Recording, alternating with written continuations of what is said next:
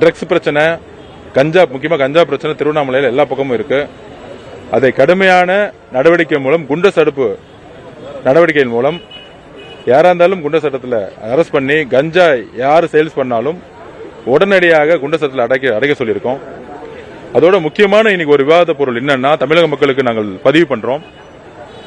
குழந்தை திருமண சட்டம் கடுமையா பின்பற்ற மாநிலத்தில் நம்மளுடைய மாநிலம்.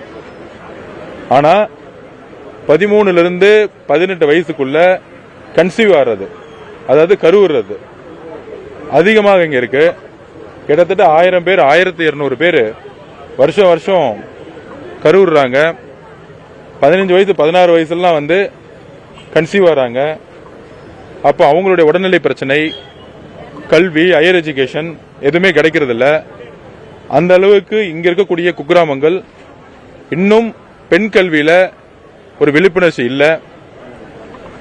அதனாலதான் இன்னைக்கும் சரி, கள்ளக்குறிச்சியிலும் சரி, எந்த பெண் குழந்தை தமிழ் வழி கல்வியில் படித்து சமூகத்திலுடைய எல்லா பிரச்சனைகளையும் எதிர்த்து போராடி, ஏன்னா நான் தமிழ் வழி கல்வியில் படிச்சவன், எனக்கு தெரியும் என்ன பிரச்சனை, என்ன வழின்னு தெரியும். அரசு பள்ளிகளில் சரியான இன்ஃப்ராஸ்ட்ரக்சர் முன்பு காலம், இப்ப இருக்கக்கூடிய அமைச்சர் கடுமையா உழைச்சிட்டு இருக்காரு.